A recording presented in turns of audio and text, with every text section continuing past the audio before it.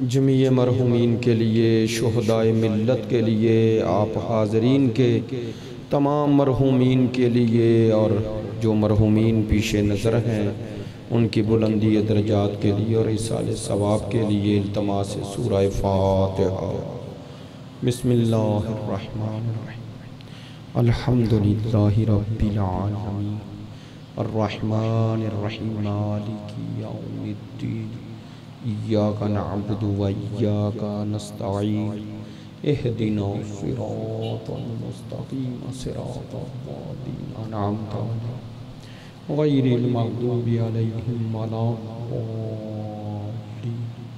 اللہم اغفر للمؤمنین والمؤمنات والمسلمین والمسلمات الاحیاء منہم والاموات، تابع اللہم بیننا وبینہم بالخیرات، انکا مجیب الدعوات، انکا علی کل شیء قدیر، بحق محمد وآلہ الطیبین۔ اعوذ باللہ من الشیطان اللعین الرجیم، بسم اللہ الرحمن الرحیم، الحمدللہ الذی جعلنا من المتمسکین بولایت امیر المؤمنین واولادہ المعصومین صلوات اللہ علیہم اجمعین۔ الحمدللہ الذی لا یبلغ مدحتہ القائلون ولا یحصی نعماءہ العادون ولا یعدی حقہ المجتہدون، الذی لا یدرکہ بعد الہمم ولا ینالہ غوث الفتن، الذی لیس لصفتہ حد محدود ولا نعت موجود ولا وقت معدود ولا اجل ممدود، فطر الخلائق بقدرتہ ونشر الریاح برحمتہ، والصلاة والسلام والتحیۃ والاکرام علی سیدنا و مولانا حبیبنا و حبیب قلوبنا شفیعنا ابی القاسم محمد صلی اللہ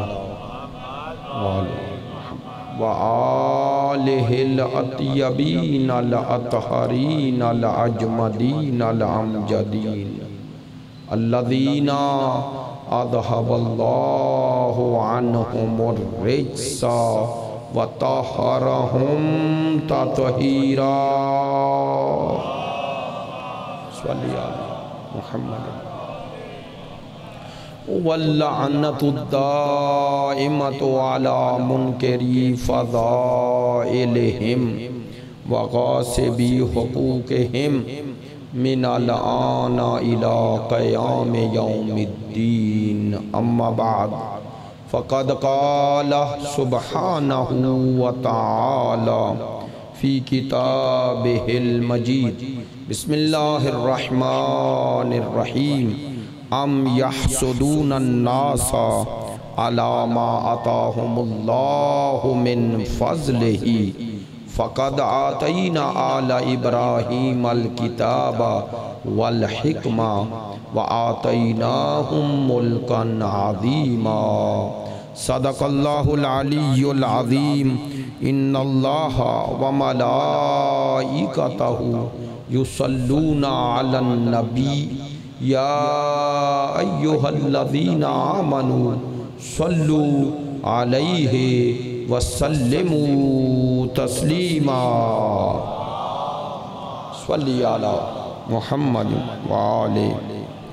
آپ تمام حاضرین کی صحت و سلامتی کے لیے، مقامات مقدسہ کی حفاظت کے لیے، مجاہدین اسلام اور مدافعین حرم اہل بیت کی کامیابی و کامرانی کے لیے دشمنان دین یزیدیت، ناصبیت، خارجیت کی نیستی و نابودی کے لیے، تعجیل ظہور امام زمان کے لیے، ہمارے ملک کے استحکام کے لیے، مریضوں کی شفا یابی کے لیے، آپ کی ان مجالس میں شرکت کی قبولیت کے لیے، حاضرین میں جو مریض ہیں اور پوری دنیا میں جو اس آسمانی وبا سے اور ہماری آزمائش سے مریض ہیں، ان کی شفا یابی کے لیے علماء کرام، مراجع عظام، عزاداران سید الشہداء، ماتمداران مظلوم کربلا، شیعہ اور اہل سنت، محبین اہل بیت کی توفیقات خیر میں اضافے کے لیے، ان تمام دعاؤں میں آپ کی دعائیں شامل کرتے ہوئے سب دعاؤں کی قبولیت کے لیے بلند تر صلوات صلی علی محمد وآل محمد وعجل۔ واجب الاحترام معزز و مکرم حاضرین مجلس، محبان اہل بیت، پیروان مکتب ولایت، عاشقان مکتب شہادت، سلسلہ گفتگو کی چوتھی مجلس ہے۔ خمسہ مجالس کا جو سلسلہ ہے اپنے اختتام کی طرف جا رہا ہے۔ عنوان گفتگو میں آپ کی خدمت عالیہ میں یہ بات عرض کی جا رہی ہے کہ سورہ نساء کی اس آیہ مجیدہ میں پروردگار عالمین نے کچھ لوگوں سے حسد کا ذکر کیا ہے کہ وہ محسود واقع ہوئے ہیں، یعنی ان سے حسد گیا، اور جن لوگوں سے حسد کیا گیا ان کی وضاحت اسی آیہ مجیدہ میں آل ابراہیم کے عنوان سے ہو رہی ہے۔ اور آل ابراہیم کو پروردگار نے اپنے فضل سے نوازا ہے، اور اس فضل کا ذکر تین چیزوں میں ہو رہا ہے: کتاب، حکمت اور ملک عزیز۔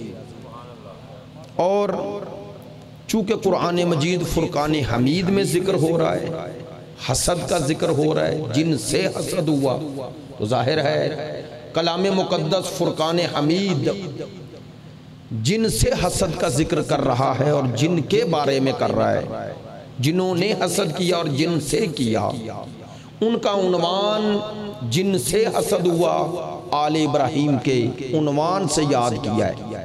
اور حسد کرنے والے کون ہیں؟ اگر آپ اس کی سیاق و سباق آیات کو دیکھیں تو یہودیوں کا ذکر ہو رہا ہے، تو ظاہر ہے آل ابراہیم سے ایسی ہستیاں مراد ہونی چاہیے جن سے حسد یہودی اگر کریں تو معقول ہو، یعنی سمجھ میں آئے کہ واقعاً ان سے حسد کا سبب ان کا تھا کیا۔ تو حضرت ابن عباس کی روایت ہے، ان سے پوچھا گیا کہ وہ کون ہیں ناس سے مراد جن سے حسد ہوا، تو انہوں نے فرمایا سرکار دو عالم۔ اب یہ ہے دعویٰ اور روایت، لیکن اس کی تائید قرآن مجید فرقان حمید سے بھی ملتی ہے کہ سرکار دو عالم وجہ تخلیق کائنات، مقصود حیات، رحمت للعالمین، بشیر و نذیر، نبیوں کے نبی، وہی مراد ہیں۔ آل ابراہیم کا درجہ اتم ہے، اور پروردگار نے اگر کتاب، حکمت اور ملک عظیم کا وعدہ کیا ہے تو یہ تینوں وعدے آل ابراہیم میں سے جن میں وجود پائیں گے یا عام لفظوں میں تحقق پائیں گے، وہ آل ابراہیم میں جو مصداق بنیں گے ان میں پہلی ہستی سرکار ہی ہے۔ یا عائل، ان میں پہلی ہستی سرکار کی ذات ہی ہے، ہم مانتے ہیں، لیکن اس پر دلائل کیا ہیں؟ تو قرآن مجید کی چند آیات سے، دو آیات سے ہم تقریب استدلال کے لیے ان آیات کو پیش کرتے ہیں تاکہ اس حوالے سے کسی کے ذہن میں کوئی شک و شبہ نہ رہے کہ آل ابراہیم سے مراد سرکار کی ذات کیسے ہے۔ تو میں نے عرض کیا گزشتہ 3 دنوں میں کہ حضرت ابراہیم کی نسل 2 بیٹوں سے چلی، اس میں تو شک ہی نہیں، اور آل اسماعیل اور آل اسحاق ہے، اور آل اسحاق سے جو سلسلہ چلا بنی اسرائیل اسی میں ہے۔ ان کو حسد یہ تھا کہ وہ نبیوں کا نبی ادھر کیوں نہیں آئے، آل اسحاق میں کیوں نہیں آئے۔ قرآن کہتا ہے کہ میرا حبیب یہ یہود، یہ اہل کتاب تجھے ایسے ہی جانتے ہیں جیسے اپنے بیٹوں کو جانتے ہیں۔ یعنی کیا مراد؟ جیسے انسان کو یہ شک نہیں ہوتا کہ یہ میری اولاد ہے یا نہیں، ایسا ہی ہے نا بھئی، اپنے بیٹے اپنی اولاد میں کوئی شک و شبہ کی انسان کے لیے گنجائش ہوتی ہے۔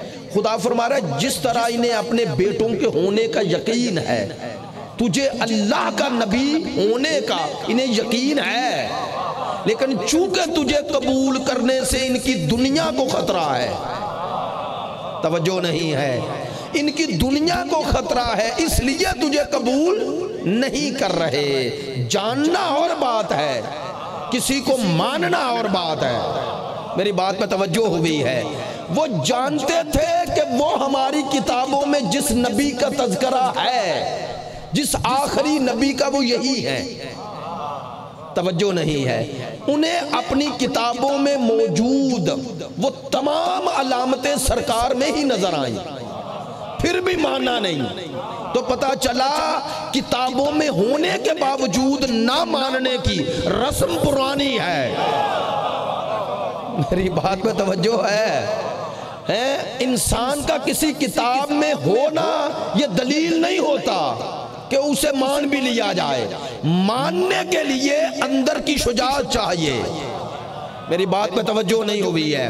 بھئی کسی کتاب میں درست آ جانا کسی کا حوالہ، اب حوالہ ہی کہہ رہا ہوں چونکہ ان کی کتابوں میں سرکار کی نسبت حوالہ ہی تھا نا، اور اس حوالے کو انہوں نے سرکار پہ منطبق کیا، تو خدا ان کے اندر کی کیفیت بیان کر رہا ہے نا، وہ تو مالک ہے، جانتا ہے۔ خدا اگر یہ کہتا نا کہ یہ نہیں پہچان رہے تو عذر ہوتا۔ تھوڑا باتیں میری توجہ فرمایا کریں، جو میں عرض کرتا ہوں درمیان میں باتیں، اس میں بہت ساری باتیں ہیں، یہ نفسیاتی مسئلہ ہے کہ خدا فرما رہا ہے کہ یہ جانتے ہیں، یعرفون، یہ تجھے تیری معرفت رکھتے ہیں، کما یعرفون ابناءکم، جس طرح یہ اپنے بیٹوں کو جانتے ہیں ویسے تجھے جانتے ہیں، جیسے بیٹے کے ہونے میں شک نہیں تیرے ہونے میں بھی شک نہیں۔ بھئی جب اتنا یقین ہو تو مان کیوں نہیں رہے؟ توجہ نہیں ہو رہی ہے؟ میں کیوں بار بار دہرا رہا ہوں؟ ایک جملہ کہنا چاہتا ہوں، بس پتا چلا کسی واقعے کا واضح ہو جانے کے بعد بھی یہ کوئی دلیل نہیں ہوتی کہ اسے سب مان لیں، اور آئندہ نسلوں میں کبھی یہ دلیل نہ بنانا۔ اگر ایسا ہوتا تو ایسا کیوں ہوتا؟ میری بات نہیں پہنچ رہی ہے؟ لوگ آج کہتے ہیں اگر غدیر میں 1,20,000 کے مجمع میں اعلان ہوا تو کیسے مان لیں کہ انکار ہوا ہوگا؟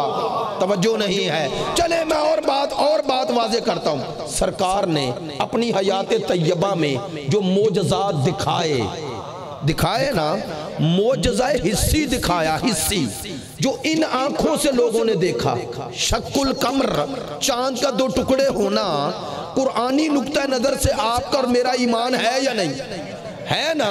تو سرکار نے یہ معجزہ مدینے میں دکھایا یا مکے میں دکھایا؟ جب ابو جہل اور ان لوگوں نے مطالبہ کیا تو مکے میں یہ معجزہ دکھانے کے بعد سارا مکہ ایمان لے آیا، تو اس سے واضح معجزہ کیا ہوگا؟ تھوڑا توجہ تو فرمائیں، بات جو آپ کی خدمت عالیہ میں عرض کر رہا ہوں اس کی بنیاد تو سمجھیں۔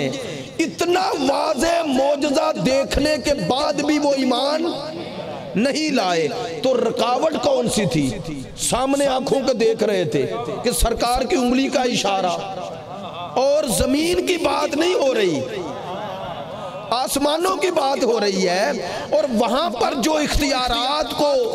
اختیارات کو ظاہر کرے، یہ اس بات کی دلیل ہے کہ وہ ادھر کا نہیں ادھر کا ہے، جس نے اسے ادھر کے اختیارات عطا کیے۔ معجزے کا یہی معنی ہے نا عام لفظوں میں، جس سے دنیا عاجز آ جائے۔ بھئی میری بات پہ توجہ رہے گی، معجزے کی تعریف عجز سے نکلا ہے نا، جسے لانے سے دوسرے عاجز آ جائیں۔ جب دوسرے عاجز آتے ہیں، ایک سلوات پڑھ لے۔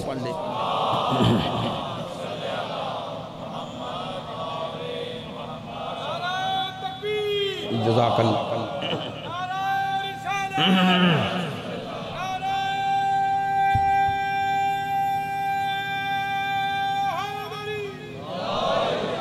ماشاءاللہ متوجہ ہے میری بات کی طرف؟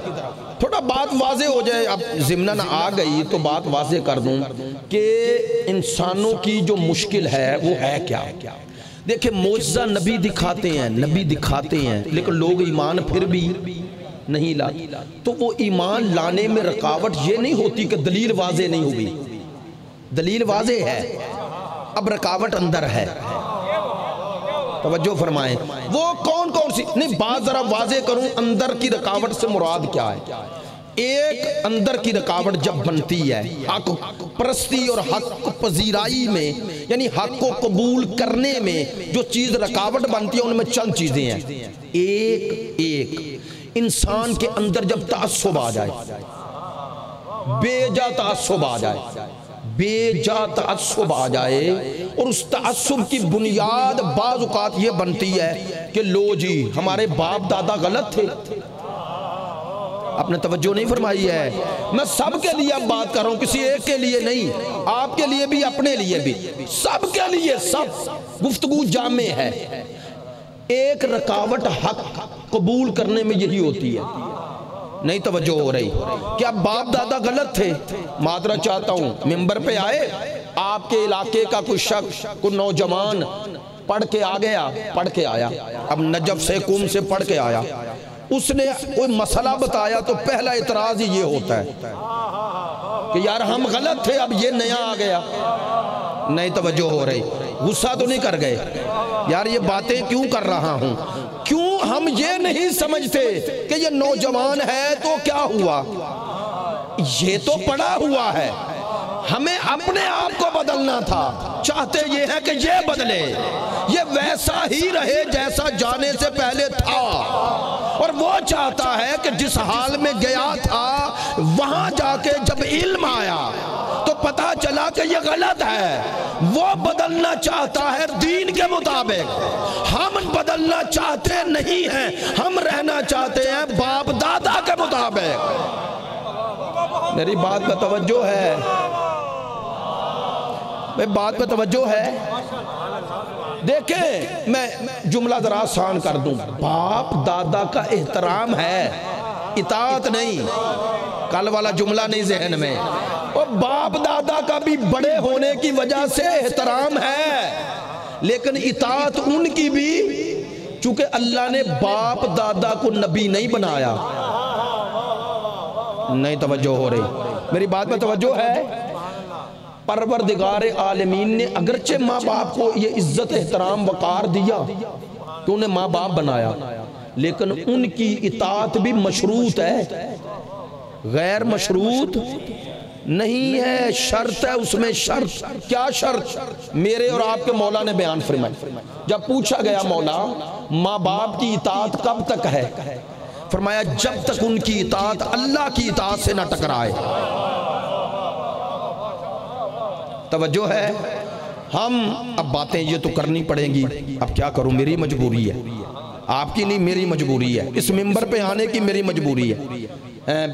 نوجوان ہے، مجلس سنی، دل میں خیال آیا داڑھی رکھ لی، اور ماں باپ کہہ رہے ہیں تو کوئی بوڑھا ہو گیا، اب ماں باپ کی نہ ماننا، حسین کی ماننا، میری بات میں توجہ نہیں ہے، اب ماں باپ کی نہ ماننا، اب ماں باپ کی ہوگا نہیں، کوئی ایسا باپ ماں باپ ہوگا نہیں، لیکن کئی ہوتے بھی ہیں، چلو ماں باپ نہ ہوں بھائی بہن ہو جاتے ہیں، خصوصاً بہنیں کہتی ہیں ہمارا بھائی داڑھی رکھ لے گا تو بوڑھا لگے گا، نہیں توجہ ہو رہی، اور اگر بہنوں سے جان چھوٹ جائے تو اگر رشتہ نہیں ہوا تو سسرال آ جاتے۔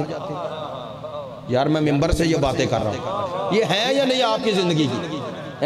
جس علاقے سے میں آیا ہوں اسلام آباد، وہاں تو ہر روز دیکھتا ہوں کئی بچارے نوجوان دین پسند ہو گئے اور تربیت ہو گئی، فون کرتے ہیں قبلہ کیا کریں، وہ ڈیمانڈ کر رہے ہیں، ڈیمانڈ، یہاں تک بھی ہو جاتا ہے مسئلہ کہ داڑھی کم از کم اتنے دن منڈوا لو جتنے دن شادی ہے، واللہ یہ ہے، آپ اسے مذاق نہ سمجھیں، ہے ایسا ہے، ایسی ڈیمانڈ کی جاتی ہے معذرت، لیکن ایسے بھی لوگ ہیں جو اس کے برعکس ڈیمانڈ کرتے ہیں، جو کہتے ہیں ہمیں ایسا چاہیے جسے ہم سے پہلے امام دیکھ کے خوش ہو جائے۔ توجہ ہے؟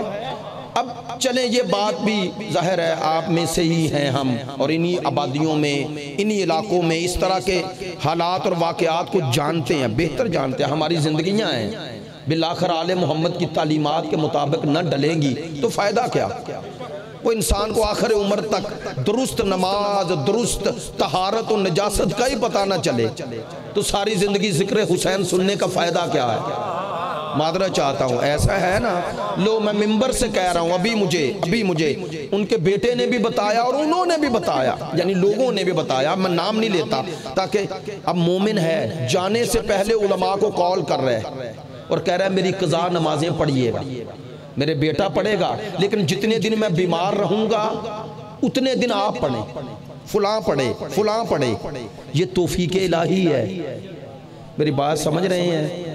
آپ کے بیٹے پر، آپ کے یعنی بزرگوں کے بیٹے، بڑے بیٹے پر، دنیا سے جانے کے بعد بڑے بیٹے پر مکتب اہل بیت میں قضا نمازیں باپ کی پڑھنا واجب ہے۔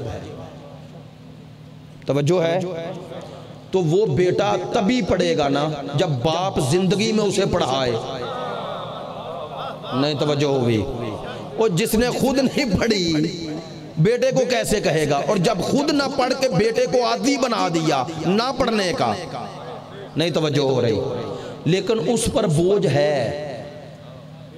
قبر میں اس پر بوجھ ہے، روایت ہے، فروع کافی کی روایت ہے، موجود ہے مجلس میں، عالم دین ہے، میرے دوست ہیں، میرے بھائی ہیں، توجہ فرمائیں، روایت ہے فروع کافی میں، جیسے ہی مومن قبر میں جاتا ہے اس کے ساتھ 5 خوبصورت شکلیں ظاہر ہو جاتی ہیں اس کی قبر میں، اور بلا تشبیہ اس کو یوں گھیر لیتی ہیں قبر میں اس کو۔ اب قبر سے مراد یہ قبر نہیں، اب اللہ کی، ہاں وہ قبر جہاں اس کی روح ہے اور جہاں جسم اور روح کا رابطہ ہونا ہے، وہیں اللہ فرشتوں کو اور اعمال کو مجسم کرتا ہے۔ توجہ ہے؟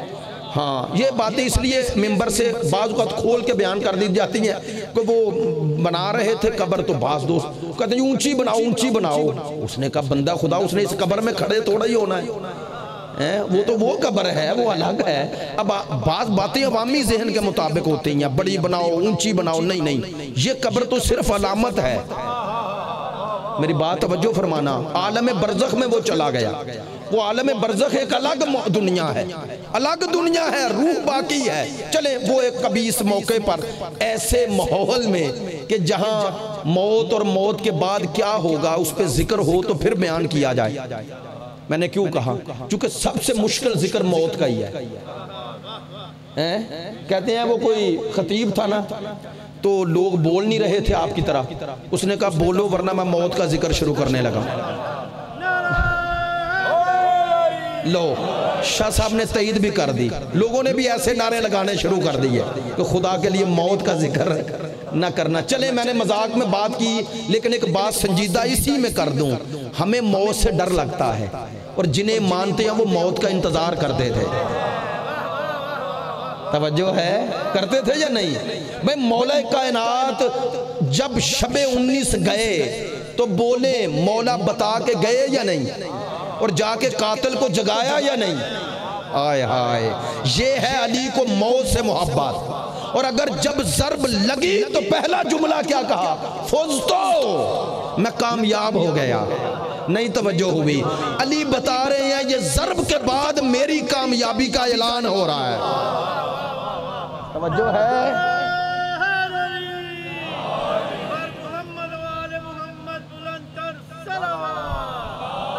صلی علی محمد۔ چلے میں جلدی آپ کو وہ روایت سنا دوں تاکہ ذہن میں بات رہ جاتی، وہ پھر نہ رہے، تاکہ بات پھر جو کرنا چاہ رہا ہوں اس میں آپ شامل ہو جائیں۔ جلدی روایت، فروع کافی میں روایت ہے، 5 شکلیں مومن کے ساتھ ظاہر ہوں گی جیسے قبر میں جائے گا، اور اسے گھیری ہوئے ہوں گی۔ وہ پوچھے گا دائیں ہاتھ دیکھ کے تو کون ہے؟ آواز آئے گی انا الصلاۃ، میں تیری نماز ہوں۔ یار توجہ نہیں ہے، میں تیری نماز ہوں۔ بائیں دیکھے گا، تو کون؟ انا الزکاة، اگر دی ہے میں تیری زکاة ہوں۔ تو کون ہے؟ انا الحج، میں تیرا حج ہوں۔ میں نے روایت میں پڑھا ہے تو کون ہے؟ آواز آئے گی میں تیرے وہ صدقات و خیرات ہوں جو تو نے ظاہراً اور پوشیدہ رہ کے کیے، مومن کی عزت نفس کو محفوظ رکھ کے اس کی مدد کی۔ یاد رکھیں کسی کی مدد کرنا ہم نہیں ہوتا، جسے دے رہے ہو اس کی عزت کو بچانا اس سے زیادہ اہم ہے۔ یار میری بات نہیں پہنچ رہی۔ یہ باتیں اب جو کرتے ہیں ممبر سے اس لیے کرتے ہیں، معذرت چاہتے ہیں، لوگوں نے سوشل میڈیا پہ دیتے ہیں اور تصویریں دے رہے ہیں۔ نہیں، حضرت بہلول نے کیا تھا نا، پوچھا، گزرے پوچھا، لوگ بنا رہے تھے مسجد، کہنے لگے کیا کر رہے ہو؟ انہوں نے کہا مسجد بنا رہے ہیں، اللہ کا گھر بنا رہے ہیں۔ کہنے لگے جھوٹ بول رہے ہو۔ انہوں نے کہا بہلول کبھی سیدھی بات نہ کرنا۔ انہوں نے کہا سیدھی ہی کرتا ہوں، اسی لیے تو تمہیں پسند نہیں۔ میری بات نہیں پہنچی ہے، وہ سیدھی باتیں ہی لوگوں کو پسند نہیں ہوتی، جو مرضی کی کرے اس کو تو سب پسند کرتے ہیں۔ نہیں توجہ ہو رہی ہے؟ لوگ کہتے ہیں یار یہ کس مولوی کو لے آئے، کس کو پڑھا رہے ہو؟ فلاں کو پڑھاؤ۔ وہ جو فلاں کا کہہ رہے ہیں نا، وہ انہیں پتا ہے کہ وہ فلاں آیا تو مرضی ہماری ہی ہوگی۔ کئی لوگوں کے مجلسوں سے رزق چلتے ہیں، کئی لوگوں کے مجلسوں سے وہ کہتے ہیں شخصیت چلتی ہے۔ وہ اب تو وہ درمیان میں بھی بندے آ گئے نا، ہو گیا نا۔ ہم تو اس وادی سے دور ہیں، اللہ کا شکر ادا کرتے ہیں کہ جو مجلس میں پڑھتے ہیں وہ مجمع وہیں کا ہوتا ہے جہاں پڑھتے ہیں۔ توجہ ہے؟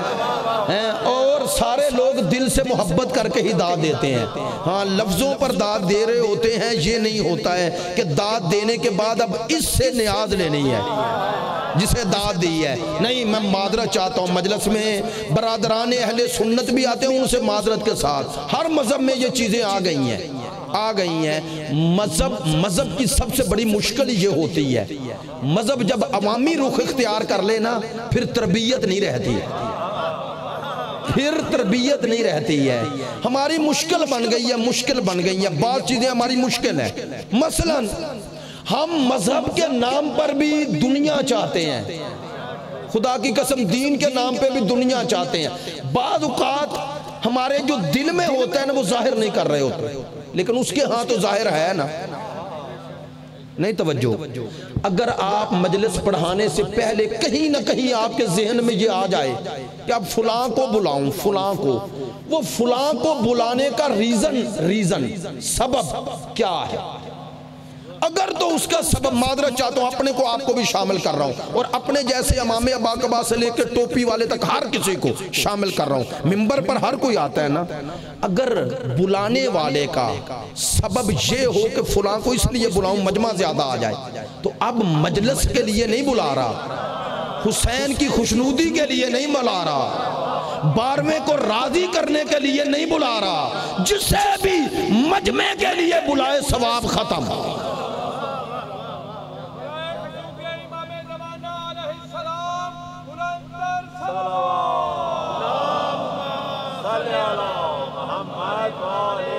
برملا واللہ ممبر پہ کہہ رہا ہوں بھئی اللہ کو خالص عبادت چاہیے۔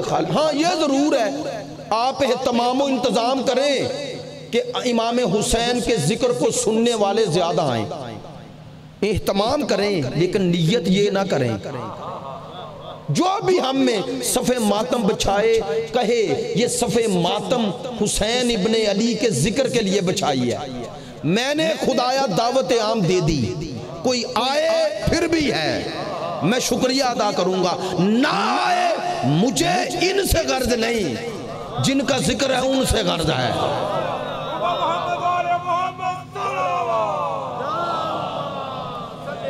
توجہ ہے؟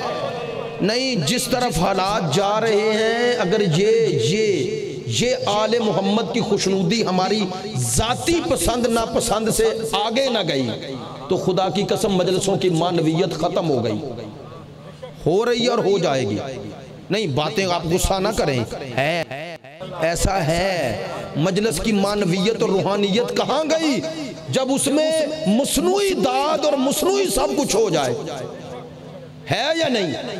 کچھ مجلسوں میں مصنوعی کا معنی ہوتا ہے جو خود بنائی جائے چیز، ایسا ہی ہے نا، ہے یا نہیں، وہ بنا لی جائے تو مصنوعی ہو گئی نا۔ جب آپ نے مجلس حسین میں مصنوعی پن دے دیا تو حقیقت تو گم ہو گئی، حقیقت تو گم ہو گئی۔ وہ حقیقت کہاں رہی؟ وہ روحانیت کہاں گئی؟ وہ برکت مجلس نہیں رہی، واللہ وہ روحانیت مجلس نہ رہی۔ یہ ہے جب روحانیت مجلس یہاں ختم ہوئی پڑھنے والے سے، اس کا اثر سننے والے تک پہنچا، اور وہ آہستہ آہستہ پھیلتا جا رہا ہے، پھیلتا جا رہا ہے۔ اور واقعاً جن کے دل میں درد مکتب ہے، سننے والے یا پڑھنے والے، جن کے دل میں درد ذکر حسین ہے وہ پریشان ہے، اور آپ کا یہ درد امام زمانہ کو پسند ہے، کم از کم آپ اس سے درد سے ناراضگی ظاہر کر کے اپنے آپ کو ان سے الگ کر رہے ہیں۔ میں یہ نہیں کہتا، واللہ مجلسوں میں جانے سے نہیں روکتا، مجلسوں کی رونق باقی رہنی چاہیے، لیکن مجلس میں ذکر حسین ہونا چاہیے، ذکر حسین ہونا چاہیے۔ ذکر حسین کے لیے جاؤ، ذکر اہل بیت کے لیے جاؤ، اپنے خدا کو راضی کرنے کے لیے جاؤ۔ 12ویں کے حضور اگر ہیں اور یہ ایمان ہے تو پھر کس کی پرواہ ہے؟ یہ پرواہ توڑنی پڑے گی۔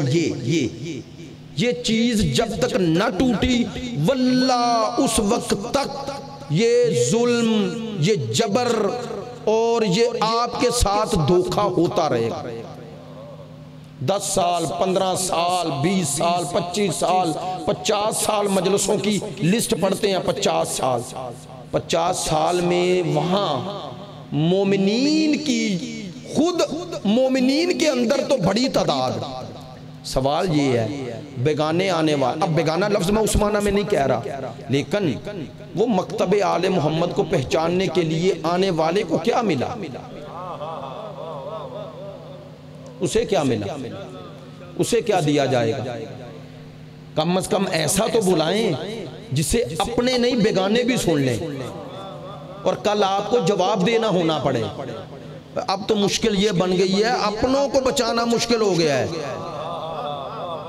ایسے ممبر پہ آ گئے جو مکتب آل محمد میں آل محمد کی تعلیمات کے خلاف ایک الگ لائن بنا رہے ہیں، الگ سوچ دے رہے ہیں، جس کی تائید نہ نہج البلاغہ کرتی ہے، نہ اصول کافی کرتی ہے، نہ ملہ یاد الفقی کرتی ہے، نہ استبصار، نہ تہذیب الحکام۔ یہ ہماری معتبر کتابوں سے کوئی اس کی تائید ہی نہیں ہوتی۔ سوال ہے کہ ہم نے آل محمد کا مکتب ویسا پہنچانا ہے جیسا ہماری کتابوں میں ہے، یا خود بنا کے پہنچانا ہے؟ نہیں یار، توجہ ہے بھائی؟ ہمارے پاس، میں ممبر سے کہہ رہا ہوں اور طنز نہیں کر رہا، اللہ کی قسم، خدا کی قسم، ہم دلائل میں وہاں ہیں کہ جہاں ہمیں کوئی خطرہ نہیں ہے۔ نہیں، ایسے ہی نہیں کہہ رہا۔ یاد رکھیں، آپ نے کبھی یہ نہیں سنا ہوگا کہ ہم ممبر سے کہیں فلاں کے جلسے میں نہ جاؤ، فلاں کی محفل میں نہ جاؤ، فلاں کے جلوس میں نہ جاؤ۔ ہم کہتے ہیں جہاں مرضی جاؤ، لیکن آنکھیں کھول کے جاؤ۔ ہمیں کیوں خوف نہیں کہ کوئی جلسوں میں جائے، جلوسوں میں جائے، درباروں پہ جائے؟ ہمیں کوئی خطرہ نہیں ہے تبلیغی جماعت میں جائے، کیوں خطرہ نہیں ہے؟ معذرت چاہتا ہوں، یہ جملہ کہہ رہا ہوں، خطرہ اس لیے نہیں کہ ہمارے پاس جو ہے وہ کھرا ہے، نہیں، ایسے ہی نہیں کہہ رہا، ممبر پہ اعلان کر رہا ہوں۔ ہم کہتے ہیں پوری دنیا میں جاؤ، ہمیں خطرہ نہیں، لیکن آنکھیں کھول کے شعور کے ساتھ اس مذہب کو بھی پڑھو، آل محمد کو بھی پڑھو۔ ہم دعویٰ کرتے ہیں پوری دنیا پھر لو، قرآن جیسی کتاب نہیں ملے گی، آل محمد جیسے امام نہیں ملیں گے۔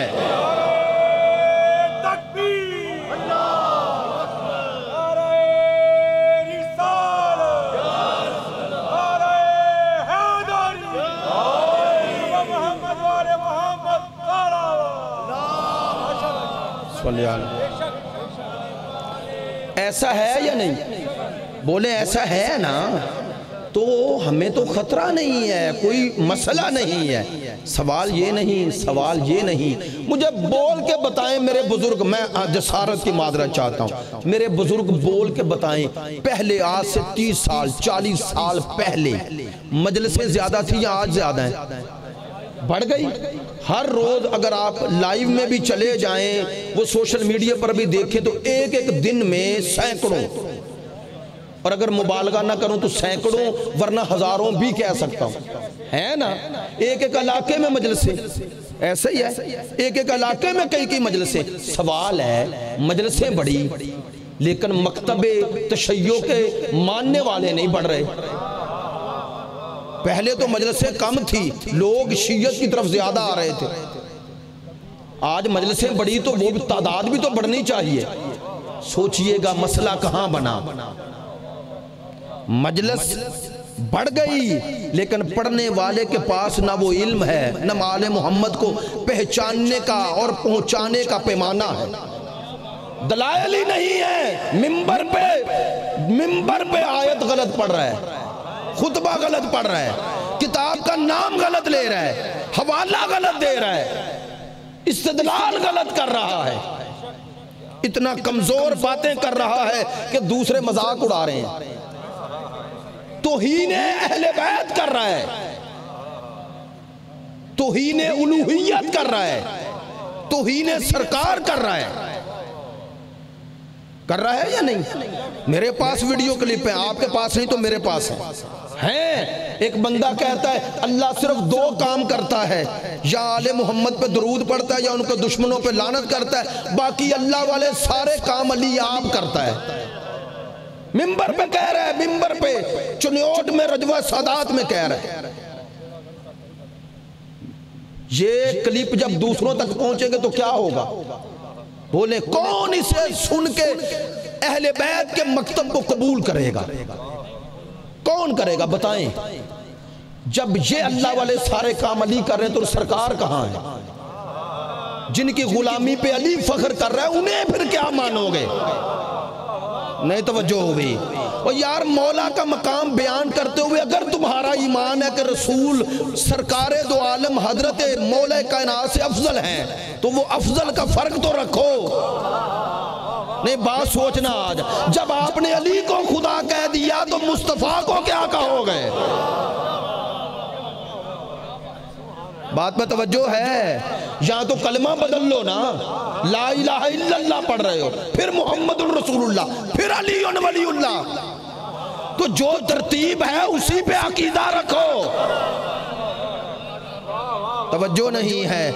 اس ممبر سے اگر یہ ترتیب بدلی تو یہ ممبر حسین کا نہیں ہے۔ نہیں توجہ ہوئی؟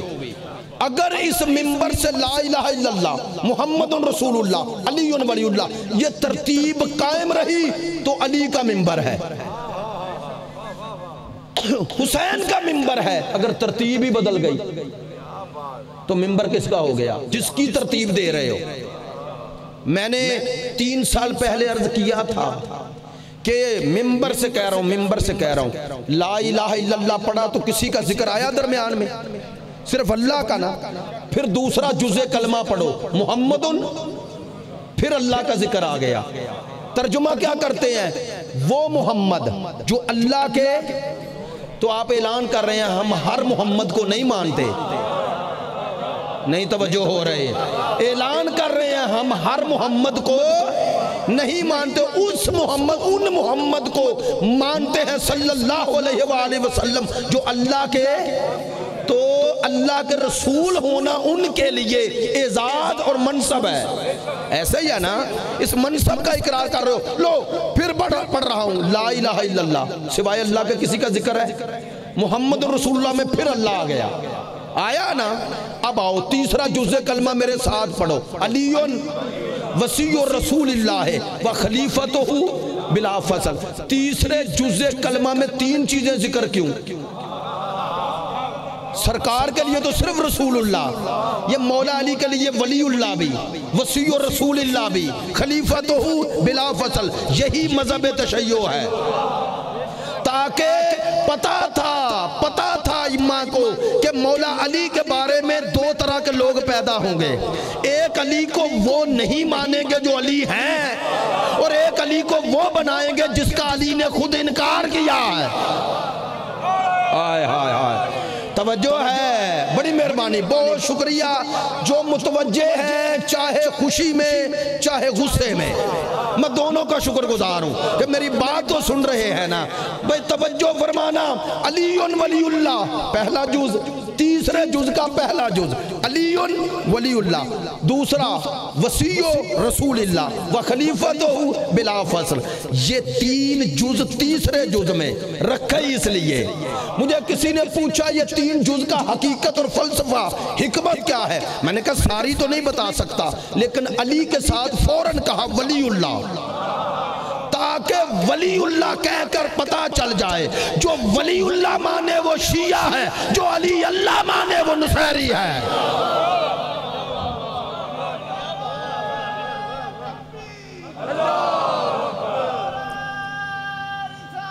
یا رسول اللہ حیدری، بڑی مہربانی، سلامت رہو سلامت رہو. علی ولی اللہ کا معنی یہ ہے کہ علی کیا ہے؟ اللہ کے. کس کے ولی؟ اللہ کے. لو بھئی، لا الہ الا اللہ میں صرف اللہ کا ذکر، محمد الرسول اللہ میں صرف رسول کے ساتھ اللہ کا ذکر. علی وصی رسول اللہ، علی کے ساتھ اللہ کا ذکر بھی رسول اللہ کا ذکر بھی. کیوں بتایا؟ علی کہتے ہی اسے ہیں جو نہ خدا سے جدا کرے نہ مصطفیٰ سے جدا کرے. توجہ ہے. علی مومنین و مومنات کی صحت و سلامتی کے لیے بلند کر صلوات.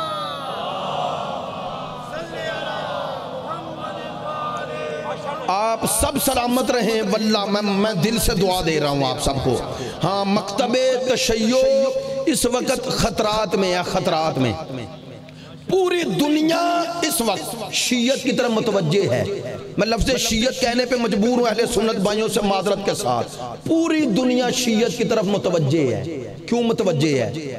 اس لیے کہ پوری دنیا کی یزیدیت کے سامنے آج شیعت کھڑی ہے. ہاں، ایسے ہی نہیں کہہ رہا. جو بھی جہاں بھی آج کے یزید کو مزاحمت کا سامنا ہے، پیچھے حسین والے ہیں. نہیں، ایسے ہی تھوڑا کہہ رہا ہوں. ایران دیکھ لو، پاکستان دیکھ لو، لبنان دیکھ لو، عراق دیکھ لو، یمن دیکھ لو، جہاں دیکھو گے پیچھے حسین ہے. لبیک یا حسین 5 دفعہ. یا حسین لبیک یا حسین. حسین بآواز بلند صلوات. سلامت رہیں سلامت رہیں. بھئی ایسا ہے یا نہیں؟ نہیں، کوئی تعصب کی اینک اتارے تو نظر آئے گا. آج جس کے سامنے بولنے کی دنیا کے حکمرانوں کو جرت نہیں ہے یا نہیں؟ ٹرمپ کہتا ہے محمد بن سلمان کو مخاطب کر کے، کہتا ہے مسٹر سلمان، اگر ہم تمہارے پیچھے نہ ہوں تو 8 دن حکومت نہیں چلا سکتے. بھئی ویڈیو پہ آ گیا تو بتایا اس نے کہ تمہیں کون چلا رہا ہے. وہ 8 دن امریکہ کے بغیر نہیں چل سکتا، اور ادھر 40 سال سے مقابلے پہ کھڑے ہیں تو بتا رہے ہیں وہ بے وارث ہیں، یہ وارث والے ہیں.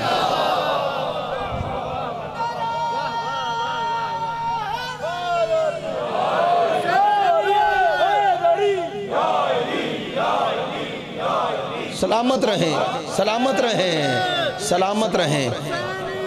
زندہ باد یزیدیات،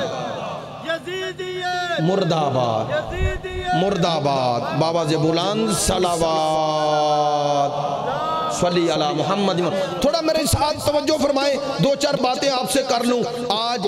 پھر اس حوالے سے باتیں جو ہوئی ہیں الحمدللہ مفید ہو گئی. لیکن جو جملہ کہنا چاہ رہا ہوں، پوری دنیا میں اس وقت پوری دنیا میں آج کے یزید، آج کے فرعون، آج کے نمرود، آج کے یزید کے سامنے اگر کھڑے ہیں تو پیچھے مرجعیت ہے، پیچھے شیعت ہے. ایسا ہی ہے. نہیں میں تعصب سے ہٹ کے کسی کو محسوس نہ کرے میں کوئی شیعہ سنی میں تقسیم نہیں کر رہا، لیکن بات حقیقت ہے. بھائی دنیا میں ایک لیڈرشپ کا تصور آپ نے دیا تو کیسے نظر آئے؟ یا سیستانی یا خامنائی یا حسن نصر اللہ. اب ان کے مقابلے پہ یا ادھر اردگان نظر آیا یا محمد بن سلمان. نہیں توجہ؟ تو دنیا کس پہ فخر کرے؟ نہیں توجہ ہو رہی. بھائی ادھر دیکھو کردار ایسا کہ چھوٹے سے حجرے میں بیٹھا ہوا ہے، وہ نجف میں چھوٹے سے حجرے میں، اور یونائیٹڈ نیشن کا وفد آتا ہے اور آ کر دیکھتا ہے کہ اس کے کمرہ چھوٹا سا، چھوٹی سی میز اس پر بیٹھا ہے. جا کر وہ ظاہر ہے وہ UN میں آنے والے جاسوس بھی تو ہوتے ہیں، ایسے ہی ہے نا. وہ جا کر اب جنہوں نے پوری دنیا پہ حکومت کرنی ہے وہ کوئی غافل تھوڑے ہی ہیں، جن کا ارادہ ہے جا کے خبر دیتے ہیں، CIA کو خبر دیتے ہیں، کہتے ہیں اس شخص کو کیسے ہراؤ گے، کیسے شکست دو گے جو اتنے چھوٹے سے حجرے میں بیٹھ کر پریشان نہیں ہے، جس کا دنیا مطمع نظر نہیں ہے. اسے یا لالچ دو گے تو لالچ میں کیسے آئے گا؟ دوسرا کام اسے موت سے ڈراؤ گے. کہا وہ موت سے کیسے ڈرے گا جس کا امام حسین ہے.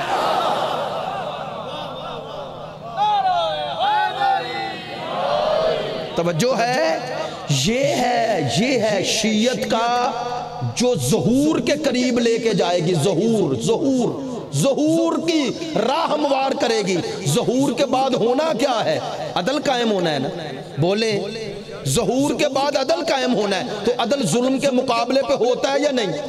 تو امام سب ظالموں کے آج بھی خلاف ہیں، ساتھ نہیں. اور مولا علی نے، میرے اور آپ کے امام نے کیا ہمیں وصیت کی جاتے ہوئے اپنے بیٹوں کے نام، لیکن وصیت سب کو ہے. کہنے لگے میرے بیٹوں، میرے شیعوں تک یہ بات پہنچاؤ. امام ہے نا، باعنوان امام فرما رہے کونا للظالم خصمن وللمظلوم اونا. میرے بیٹوں دنیا میں دو ہی مذہب ہیں، ایک ظالم ایک مظلوم. اس مذہب میں ظالم کے ساتھ کھڑے نہ ہونا، ہمیشہ مظلوم کے ساتھ کھڑے رہنا. آل محمد کے مکتب کی بنیاد ہی اس پر ہے، اسی پر ہے. یہ عزاداری کا فلسفہ کیا ہے؟ یہاں ظالم اور مظلوم میں فرق بتایا جاتا ہے. نہیں توجہ ہو رہی؟ آپ کو انڈائریکٹ پہلے فضائل حسین سنائے جاتے ہیں، پھر حسین کی مظلومیت. ایسا ہی ہے. وہ جب ہم مظلومیت امام حسین سناتے ہیں تو آپ کو حسین سے محبت ہو رہی ہے، تو یہ نا جس کے لیے روتے ہیں تو روتے ہیں مظلومیت کے لیے، لیکن اس کے در پردہ ظالموں سے نفرت ہو رہی ہوتی ہے یا نہیں؟ بولیں ہو رہی ہے نا. یہ ہے عزاداری میں ظالم سے نفرت اور مظلوم سے محبت چھپی ہوئی ہے. توجہ ہے؟ یہ ہے درسگاہ حسینی، جہاں آنے کے بعد تمہارے دل میں مظلومیت حسین اپنی وسعت پیدا کرتی ہے. حسین ابن علی نے یہی تو کہا کسی مظلوم کا ذکر سننا تو میری طرف رخ موڑنا. کیوں کہا تھا؟ تاکہ تمہیں پتا چلے کہ اس مظلوم کی حمایت اصل میں حسینیت ہے، اور اس کی ظالم کی مخالفت اصل میں یزیدیت ہے. یزیدیت ہے. عزیزان محترم، عزاداران حسین، سادات و مومنین، شیعہ سنی بھائیوں، پوری دنیا میں اس وقت ایک بیداری کی لہر ہے. میں ایسے نہیں کہہ رہا، بیداری کی لہر ہے. ظالموں اور مظلوموں کی صفیں جدا ہو رہی ہیں، ظالم ذلیل ہو رہے ہیں، ہر جگہ ذلیل ہو رہے ہیں. لبنان میں ذلیل ہوئے، یمن میں ذلیل ہو رہے ہیں، عراق میں ذلیل ہو رہے ہیں. اس ذلت کے پیچھے کردار کن کا ہے؟ ان کرداروں سے دشمن بدلہ لینا چاہتا ہے. نہیں توجہ ہو رہی؟ دشمن کو ہر جگہ جو شکست ہو رہی ہے اس کے پیچھے کون ہے؟ میں نہیں کہتا. جب داعش نے عراق پہ حملہ کیا تو 40 کلومیٹر دور عراق سے رہ گئے، بغداد سے 40 کلومیٹر اگر کسی کیپٹل پہ قبضہ ہو جائے تو وہاں حکومت رہتی ہے؟ نہیں رہتی نا۔ 40 کلومیٹر دور اور پریشان۔ عراق کی فوج دوڑ گئی، میں ممبر پہ کہہ رہا ہوں، چھوڑ گئی، ہتھیار پھینک گئی۔ اب وہ حجرے میں بیٹھا ہوا جس پہ امام کی نظر ہے، اس کے قلم سے نکلا آج عراق میں ہر مومن اور ہر مسلمان پر یہ جہاد واجب کفائی ہے۔ یعنی واجب کفائی کا معنی یہ کہ جو استطاعت رکھتا ہے وہ آئے تاکہ باقی پہ ساکت ہو جائے۔ ایک اعلان سے آیت اللہ سیستانی سے 16 لاکھ لوگ صرف بغداد میں نکل آئے۔ پھر حشد الشعبی بنی، حشد الشعبی رضاکار فورس، عوامی رضاکار فورس جس نے داعش کو شکست دی۔ اور آج اگر آپ پورے سکون سے جا کر زیارت حسین کرتے ہیں تو ان شہداء کے خون کا اثر ہے۔ انہوں نے اپنے عمل سے بتایا کہ اس عصر کربلا میں ہم کہاں کھڑے ہیں۔ یہ ہمارے محسن ہیں واللہ محسن ہیں۔ جب دشمن نے رخ کیا شام کی طرف، دیکھیں جہاں جا رہا ہے دشمن اپنے اہداف چھپا نہیں رہا۔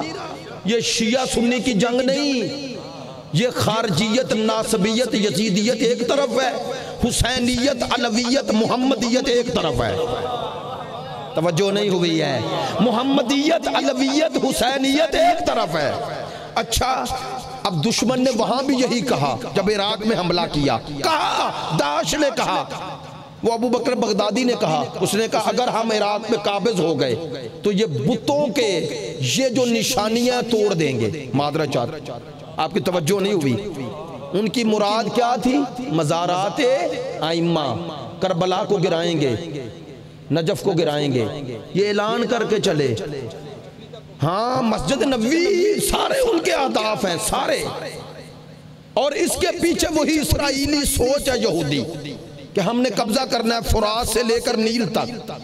ایسا ہی ہے، توجہ فرمائیں۔ اب ادھر کربلا گرانا چاہتے ہیں، ادھر گئے شام تو پہلا ہدف ان کا شامی حکومت بعد میں، کہا پہلے روضہ حضرت زینب گراؤ۔ ادھر بھی سید حسن نصر اللہ میدان میں آتے ہیں، اور وہ جملہ آپ کے لیے مصائب کا بھی ہے اور ان کے عقیدے کا اظہار بھی ہے۔ آئے پوری دنیا کا میڈیا دیکھ رہا ہے، کہنے لگے آج میں ایک پیغام سنانے آیا ہوں، میں اولاد حسین ہوں۔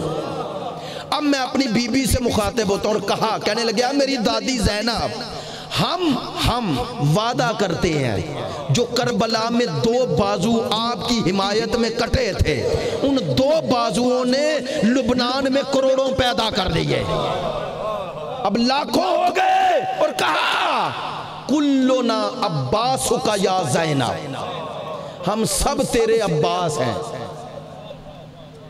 یہ ہیں اس تاریخ کے یہ روشن چراغ ہیں جنہوں نے اپنے نوجوان بچے دیے۔ خدا کی قسم بڑا مشکل ہوتا ہے اولاد کو دینا، بڑا مشکل ہوتا ہے بیٹے کی لاش سامنے ہو اور ماں کہے بیٹا تیری وصیت تھی کہ جب لاش گھر میں آئے تو مجھے نہ رونا، اکبر کو رونا۔ ویڈیو ہے، ویڈیو دیکھ لیں، ماں ہے آ کے کہہ رہی ہے، پٹی باندھتے ہیں لبیک یا زینب، آتے ہیں پوری دنیا میں عاشورہ کا ایک منفرد انداز پیش کرتے ہیں، چہلم کا ایک الگ انداز پیش کرتے ہیں۔ یہ جو مشی ہو رہی ہے اس کے ذریعے پوری دنیا میں شیعت کا چہرہ آیا یا نہیں؟ تو یہ عراق میں آج اگر آل محمد کے ماننے والوں کی حکومت ہے تو کس کی وجہ سے؟ کبھی سوچا کہ اس کے پیچھے کن لوگوں کی محنتیں کام آئی؟ شہید قاسم سلیمانی بغداد شہید ہوتا ہے کن کے لیے؟ شیعت کے لیے، اسلام کے لیے، عزت اسلام کے لیے۔ عراقی لاکھوں میں شہید ہوتے ہیں تاکہ یہ روضہ حسین کے کوئی قریب نہ آئے۔ ایسے لوگوں کو کوئی مقصر کہے؟ وہابی کہے اگر یہ مقصر اور وہابی ہیں تو شیعہ کون ہے؟ معذرت چاہتا ہوں، اور ہم ان کے خلاف سن لیں باتیں۔ میں ہاتھ جوڑ کے کہتا ہوں یہ حسین کا ماننے والا احسان فراموش نہیں ہوتا، احسان فراموش نہیں ہوتا ہے۔ آج پوری دنیا میں اگر شیعت کا روشن چہرہ ہے تو یہ ہے۔ آج آپ کا سر فخر سے اٹھا ہوا ہے تو ان کی وجہ سے۔ میں یہ نہیں کہتا ہر کسی کی قربانی ہے، ہر کسی کی عزاداری کے ذریعے قربانی ہے، ہر دور کے تقاضے الگ ہیں، تقاضے الگ ہیں۔ پاکستان میں ہماری ذمہ داری کیا ہے؟ ہم شیعت کا روشن چہرہ پیش کریں، شیعت کا حقیقی چہرہ پیش کرنے کی ضرورت ہے۔ واللہ دو کام کرنے کی ضرورت ہے۔ ایک، شیعت کی تعلیمات ویسے پہنچاؤ جیسی ہیں۔ دوسرا، عزاداری میں روحانیت لائیں، معنویت کو لائیں۔ ہر اس شے کی مخالفت کریں عزادار بن کر جو عزاداری کے ہدف مقصد روحانیت کے خلاف ہو۔ آپ سب کی آواز اور مخالفت اثر رکھتی ہے، اثر۔ میں ممبر سے کہہ رہا ہوں، ممبر سے کہہ رہا ہوں، ممبر پہ آنے والے کی سب سے بڑی کمزوری آپ ہیں۔ اسے پتا چل جائے آپ مزاحمت کریں گے، آپ اس بات کو قبول نہیں کریں گے، وہ نہیں کرے گا۔ اسے پتا چل جائے رد عمل ہوگا، نہیں کرے گا۔ سننے والا جب تک سنے نہ، سنانے والے کی جرت نہیں ہوتی۔ معذرت چاہتا ہوں، سننے والے بھی برابر کے شریک ہیں۔ اگر سنانے والا ہر کچھ سنا جائے، سب کچھ سنا جائے، یہ حسین کے ماننے والے کی غیرت ایمانی کا امتحان ہے۔ دیکھیں، میں آپ سے سادہ لفظوں میں پوچھوں، سادہ لفظوں میں، معذرت چاہتا ہوں، بس وقت ختم ہو گیا، ایک بات کروں، سادہ لفظوں میں آپ سب سے پوچھوں کہ اگر کسی کے دل میں محبت علی نہ ہو، محبت حسین نہ ہو، اس کی عبادت قبول ہے؟ بول کے بتائیں۔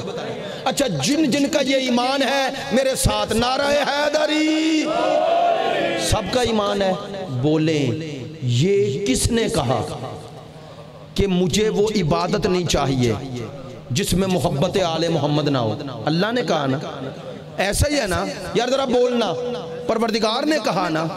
تو جب خدا کو آل محمد سے اتنی محبت کہ اسے وہ عبادت نہیں چاہیے جن میں ان کی محبت نہ ہو، تو انہیں اللہ سے کوئی محبت نہیں توجہ ہو رہی؟ میری بات میں توجہ ہے؟ خدا کو آل محمد سے اتنی محبت، وہ کہتا ہے مجھے جھک رہا ہے نا، اگر دل میں آل محمد کی محبت نہیں، جھکنا نہ جھکنا برابر ہے۔ وہ کہتا ہے یہ میری بندگی نہیں، پروردگار کہتا ہے شیطان کی ہے۔ ایسے ہی نہیں، ممبر پہ کہہ رہا ہوں، جس کی عبادت میں آل محمد کی محبت شامل نہ ہو، وہ آل محمد کی محبت کے بغیر بندگی خدا نہیں۔ ایسے ہی ہے، تو وہ خدا آل محمد سے اتنی محبت، وہ کہتا ہے مجھے وہ بندگی نہیں چاہیے جو ان کے بغیر ہو، تو انہیں اللہ سے محبت نہیں۔ آپ فرما رہے ہیں، درست فرما رہے ہیں، بہت ہے اتنی محبت کہ حسین کہتے ہیں اکبر تو مجھے بڑا پیارا ہے لیکن تجھ سے پیارا مجھے وہ ہے۔ اس کی محبت میں حسین دے رہے ہیں نا اکبر، اور کس کی محبت میں دے رہے ہیں؟ ہاں، کہتے ہیں دین مجھے تجھ سے زیادہ پیارا ہے۔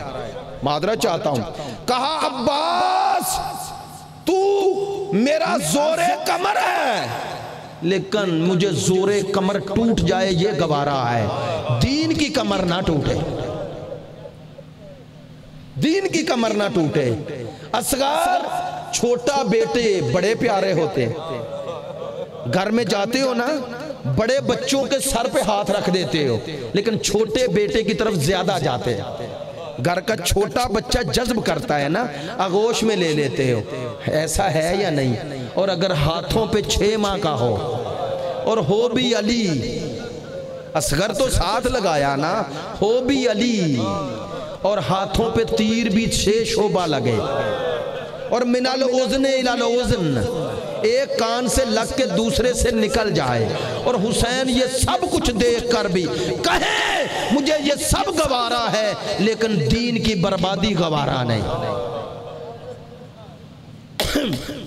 سادات کرام، میں سادات سے مخاطب ہوں، سادات کرام یاد رکھو، دوسرے دین کی اگر دین کی پابندی نہ کریں کبھی تو پھر بھی کوئی عذر ہے۔ او سادات، آپ دین کی مخالفت نہ کرو، سید ہونا تو دین کی مخالفت نہ کرو۔ ہاتھ جوڑ کے جملہ سخت ہے کہہ رہا ہوں، دست بستہ کہہ رہا ہوں، اس لیے کہہ رہا ہوں دوسروں کی دین پر ممکن ہے جان خرچ ہوئی ہو، تمہاری غیرت خرچ ہوئی ہے۔ اس دین پر غیرت دین خرچ ہوئی ہے۔ میں ممبر سے کہہ رہا ہوں، مجھے بڑا پیارا جملہ لگتا ہے، ہم بچے تھے تو سنتے تھے۔ ہمارے علاقے میں ایک بزرگ عالم دین آیا کرتے تھے، خطیب تھے، وہ کہتے تھے ہر کوئی بازار میں جاتا، زینب نہ جاتی۔ ہے یا نہیں؟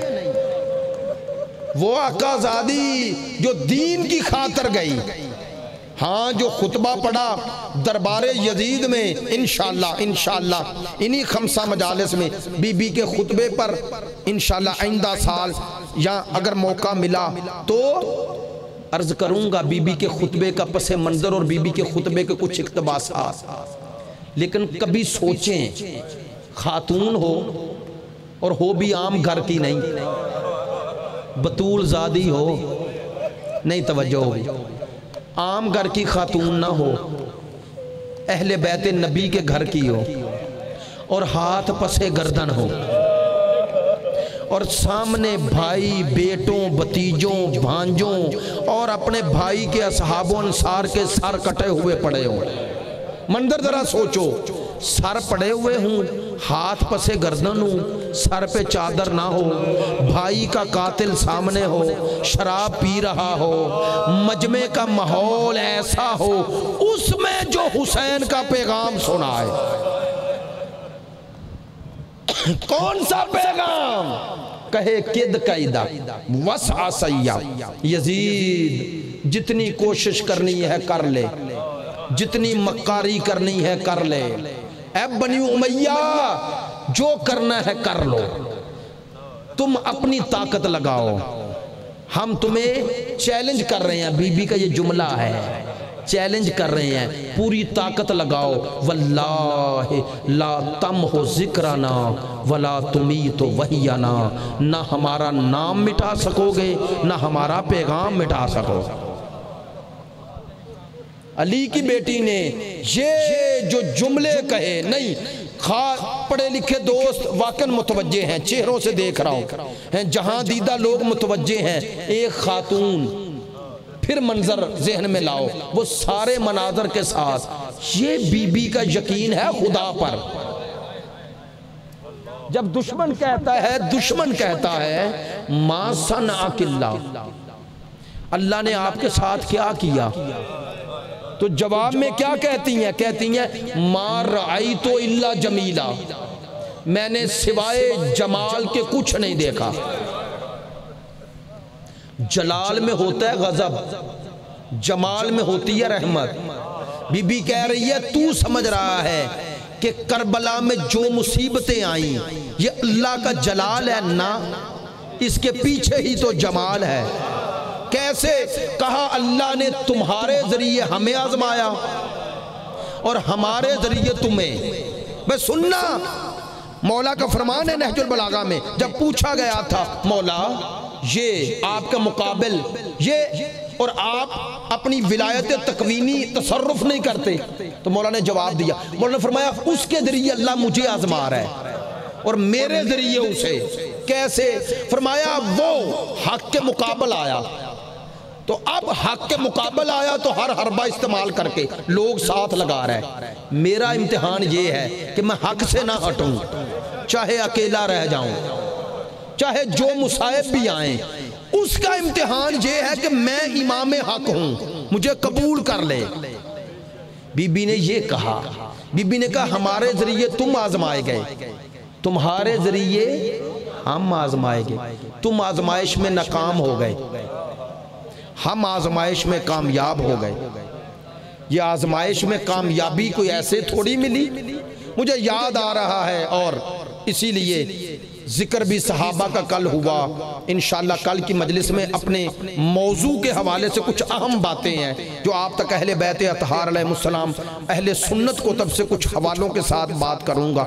آخری مجلس ہے، بہت سارے پہلو رہ گئے، انشاءاللہ ذکر ہوتے رہیں گے، لیکن ایک جملہ کہنا چاہتا ہوں۔ عزیزان محترم، متوجہ ہیں، ہمیں یہ تانا دیا جاتا ہے صحابہ کو نہیں مانتے۔ مجھے یاد ہے میں نے جب بھی یہ مصائب اپنے زیدی برادران کے والد محترم، ایک عظیم انسان، واقعا میں نے ہر وقت انہیں ذکر و اذکار میں مصروف دیکھا، جب بھی 5 سالوں میں ان کی زیارت ہوئی، اور ایک چہرے پہ خاص نورانیت اور نماز اور ان چیزوں کی طرف توجہ، اور حج پر میرے ساتھ وہاں بھی ہم نے ایسا ہی دیکھا، ہر کسی کو دعائیں دے رہے ہیں۔ ایسی شخصیت جب میں یہ مصائب پڑھتا تھا تو بہت پسند کرتے تھے، کیوں؟ کہتے تھے اس میں پیغام بھی ہے اور مصیبت بھی ہے۔ کیوں؟ صحابی کا ذکر ہے نا، صحابی ہیں حضرت سہل بن سعد سعدی، سہل بن سعد، کتاب کا نام ہے مصائب آل محمد، علامہ موسیٰ بیگ کی کتاب۔ وہ فرماتے ہیں حضرت سہل کہتے ہیں، خود راوی ہیں، اور سارا واقعہ انہوں نے خود روایت کیا، اور یہ روایت بحار الانوار اور مختلف کتب میں ہے، حوالہ دے دیا، اب آئیں۔ وہ فرماتے ہیں کہ میں کربلا سے پہلے، بہت پہلے، ابھی امام حسین نے مدینہ بھی نہیں چھوڑا، تو کہتے ہیں ابھی تو یزید حکمران بھی نہیں بنا، میں چلا گیا فلسطین چلا گیا، تو کہتے ہیں واقعہ کربلا ہو چکا، اب ظاہر ہے ذرائع ابلاغ تو اس طرح نہیں تھے، کہتے ہیں مجھے کچھ پتا نہیں، کہتے ہیں ایک دن دل تنگ ہوا کہ سرکار کی زیارت کو چلو، کہتے ہیں فلسطین سے مدینے جانے کا ارادہ کیا، تو میں نے جو راستہ اختیار کیا شام کا ہے، اب جانتے ہیں بارڈر ایک ہے، کہتے ہیں میں شام میں آیا، جس دن کہتے ہیں شام میں آیا 3 سفر، کہتے ہیں میں نے شام میں داخل ہوا، دیکھا جس بازار میں میں آیا ہوں کوئی رش نہیں، لیکن مجھے جو بندہ میرے پاس سے گزرتا ہے فاخرہ لباس پہنا ہوا ہے، نیا لباس، کہتا ہے میں نے سوچا، حضرت سہل کہتے ہیں میرے دل میں خیال آیا کہ اسلام میں کوئی عید سفر میں تو نہیں، پھر سوچا کوئی شامیوں کا تہوار ہوگا، سوچ رہا ہوں اور کہا پوچھ لیتا ہوں، ایک شامی پاس سے گزرا، روکا، میں نے کہا مجھے بتاؤ یہ فاخرہ لباس کس لیے ہے؟ اس نے میرے سوال پہ تعجب کیا، کہتے ہیں وہ شامی کہتا ہے یہاں کے رہنے والے نہیں ہیں، نہیں، کون ہے؟ کہا سہل بن سعد سعدی صحابی رسول، اب جانتا تھا وہ صحابی کہہ رہے ہیں، اور سعدی خاندان بہت عظیم خاندان جنہوں نے سقیفہ میں بیعت نہیں کی تھی، تو کہنے لگا کہ اگر صحابی رسول ہو، پہلا جملہ مصیبت کا کہہ رہا ہوں، شامی نے کہا اگر صحابی رسول ہو نا جلدی جلدی شام چھوڑ دے، کہتا ہے میرا شام رہنے کا ارادہ بھی نہیں، لیکن شام چھوڑنے کا سبب تو بتاؤ، کہتا ہے اگر سبب بتا دیا تو مرنے سے پہلے مر جائے گا، کہتا مجھے جلدی بتاؤ میرے دل میں گھبراہٹ ہو رہی ہے۔ حضرت سہل یہ کہہ رہے ہیں اب اس شامی نے کہا کہ بتاتا نہیں، پچھلے بازار میں جا کے دیکھ لو، وہ بابو ساعت میں چلے جاؤ، خود آنکھوں سے دیکھ لو۔ کہتے ہیں یہ سننا تھا، اب میرے دل میں وہم و گمان بڑھنے لگے۔ کیوں بڑھنے لگے؟ کہتے ہیں میں نے کہا بنی امیہ کی حکومت، یزید حکمران بن گیا ہے، اللہ خیر کرے۔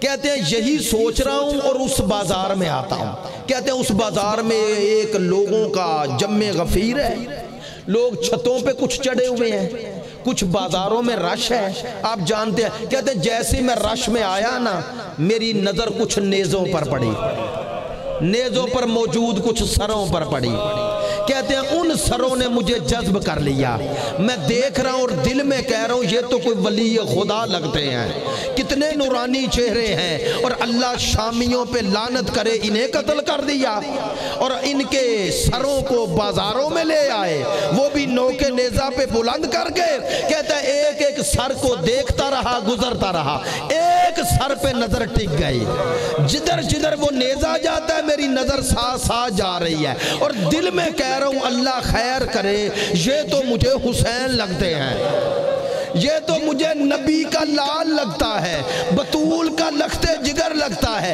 دل میں سوچ رہا ہوں لیکن یقین نہیں آتا کہ نبی کی اولاد کو قتل کر کے وہ بھی بازاروں میں ان کے سر لائے جائیں، لوگ سوچ نہیں سکتے تھے۔ کہتے ہیں یہ سوچتے سوچتے میرا منظر بڑا، میرے دل میں حیرانگی ہے، کہتے ہیں اتنے میں میں نے دیکھا میرے پاس کچھ ناکے آ گئے، کہتے ہیں ناکے آئے، میں نے نظر دوڑائی اور ناکے پر کی ہے، کہتے ہیں پہلے ناکے کو دیکھا تو پھر نظر اٹھا نہیں سکا، کیا دیکھا؟ کہتے ہیں ناکے پہ ایک بی بی سوار ہے جس نے اپنا چہرہ بالوں سے چھپایا ہوا ہے، کہتے ہیں یہ انداز دیکھ کے مجھے یقین ہو گیا کوئی شریف لٹ گیا، لٹنے والے شریف ہیں، غیرت مند ہیں۔ کہتا ہے مجھ سے جرت نہیں ہوتی، میری ہمت نہیں ہوتی کہ میں پوچھ لوں، لیکن کہتے ہیں انہی ناکوں پہ دیکھ کر نیچے نظر ہے، میری نظر ایک چھوٹی سی بچی پر گئی جو ناکا پہ سوار ہے۔ میں قریب آیا، میں نے ادب و احترام سے مخاطب کیا، میں نے کہا السلام علیک یا جاریت اللہ، اے کنیز خدا میرا سلام ہو۔ کہتے ہیں یہ کہنا تھا، اس بچی نے کہا تیرا سلام بتا رہا ہے تو شام کا رہنے والا نہیں ہے۔ کہا اے بیٹی آپ کو پتا کیسے چلا؟ اب کہتے ہیں حضرت سہل اس بچی نے کہا جب سے اس بازار اور اس شہر میں آئے ہیں یا ہمیں پتھر ملے ہیں یا تانے ملے ہیں، تو پہلا ہے جس نے سلام کیا، یقین ہو گیا اس شہر کے نہیں ہو۔ ہاں آپ نے درست پہچانا، میں صحابی رسول سہل ہوں، بس یہ کہنا تھا۔ کہتے ہیں اس بچی نے روتے روتے کہا اگر تو صحابی ہے تو نظر نہ اٹھانا۔ میں نے کہا کیوں، وجہ بتائیں گی؟ کہا تو صحابی ہے اور میں نبی زادی ہوں، تو صحابی ہے میں نبی زادی ہوں۔ کہتے ہیں میں نے ہاتھ جوڑ کے کہا تعارف تو کروائیں۔ کہنے لگی انا سکینہ بنت الحسین۔ کون حسین؟ کہا نبی کا نواسہ حسین۔ کہا حسین کے ساتھ تمہیں قیدی بنا کے لے آئے، میرا مولا کہاں ہے؟ کہا وہ جو سر نو کے نیزہ پر میرے بابا کا سر ہے۔ اب روتے روتے سہل نے ایک جملہ کہا، علامہ موسیٰ بیگ لکھتے ہیں حضرت سہل نے کہا بچی اے نبی زادی میں جا تو رہا ہوں بازار چھوڑ کر، دو سوال ہیں، ایک اپنے ساتھ اگر کوئی مرد ہے تو وہ بتاؤ، دوسرا اگر مجھ سے کوئی کام ہو سکے تو حکم دو۔ کہنے لگی اس بچی نے کہا مرد تو پیچھے ہے، ایک ہی بچا ہے، اگر تو کوئی پوچھ رہا ہے تو تیرے پاس کچھ دینار ہیں؟ کہتا میں نے تعجب کیا خاندان آل محمد اور دیناروں کا پوچھے؟ میں نے کہا بچی اس قید میں آپ کو دینار کیوں چاہیے؟ کہا مجھے نہیں چاہیے۔ تو کیوں پوچھا؟ کہا اگر ہیں تو ان کو دو جنہوں نے سر اٹھائے ہوئے ہیں، انہیں کہو سر تھوڑے دور لے جائیں۔ کیوں؟ کہا لوگ سروں کو دیکھیں گے، میرا اور میری پھپھیوں کا پردہ بچ جائے گا، ہمیں بڑی حیا آ رہی ہے، ہر نظر ہم پر ہے۔ کہتا میں نے روتے روتے ہاتھ جوڑے بی بی جو آپ کا حیا نہ کرے میری بات کیا مانے گا؟ کہتا میں نے مڑ کے دیکھا، مجھے اسی بھیڑ میں ایک قیدی نظر آیا، گلے میں توق ہے، میں قریب آیا، مجھے یقین تھا یہی قافلے کے ساتھ ہے، یقیناً یہ حسین کے کچھ لگتے ہیں۔ اب اس حال میں پہچانے تو کیسے پہچانے؟ قریب آ کے کہتے ہیں پہچاننے کے لیے میں نے سلام کیا، السلام علیکہ ایھا الاسیر، قیدی میرا سلام۔ کہتے ہیں اس ہستی نے کہا کون ہو سلام کرنے والے؟ سہل ہوں صحابی رسول، اپنا تعارف کروائیں۔ کہا پہچانا نہیں؟ انا علی ابن الحسین، میں حسین کا بیٹا زین العابدین ہوں۔ بس یہ سننا تھا۔ ایک دفعہ سہل کی چیخ بلند ہوئے، کہتا ہے مولا جوانی میں بوڑھے ہو گئے، مولا یہ گلے میں توق مجھ سے دیکھا نہیں جاتا، اب میں جا رہا ہوں، مولا آپ کی خدمت بھی کر سکتا ہوں اگر کوئی ایسا حکم دے۔ مولا نے کہا تیرے سر پہ جو عمامہ ہے یہ اتارے گا؟ کہتا میں نے اب دوبارہ سوال نہیں کرنے دیا، فوراً اتارا۔ مولا حکم فرمائے، کہا اس کا ایک ٹکڑا الگ کر۔ کہتا میں نے ٹکڑا الگ کیا۔ امام نے کیا حکم دیا؟ کہا اس ٹکڑے کو لپیٹ اور لپیٹ کر میری گردن سے ذرا توق ہٹا، اس توق اور گردن کے درمیان میں یہ کپڑا رکھ دے، یہ توق میری گردن کو بڑی اذیت دے رہا ہے۔ بس آخری جملے سادات و مومنین شیعہ سنی بھائیوں صحابی رسول روایت کرتے ہیں، کہتے ہیں میں کپڑا لے کر آیا، جیسے ہی میں نے مولا کی گردن کو دیکھا تو منہ پیٹنا شروع کیا۔ کہتا ہے مولا کپڑا کہاں رکھوں؟ تیری گردن کا گوشت توق کھا گیا۔ اللہ لعنت اللہ علی القوم الظالمین۔ خدایا بے حق محمد ہماری اس عبادت کو شرف قبولیت عطا فرما۔ جو مومنین مومنات بیمار ہیں، مسلمین مسلمات حاضرین بیمار ہیں، شفاء کامل و عاجلہ عطا فرما، ان پہ اپنی رحمتیں نازل فرما۔ خدایا جو مومنین مومنات شیعہ سنی بھائی جس حوالے سے روزی رزق کے حوالے سے اپنی دوسری پریشانیوں میں مبتلا ہیں، خدایا سب پریشانیوں سے نجات عطا فرما۔ خدایا حاضرین کے مرحومین بالعموم اور جو مرحومین متوجہ ہیں جن کی طرف وہ بالخصوص، ان کی بلندی درجات فرما، ان کی قبر پہ رحمتیں نازل فرما۔ سید الشہداء کی نگاہ کرم سب مرحومین کے شامل حال فرما بے حق محمد۔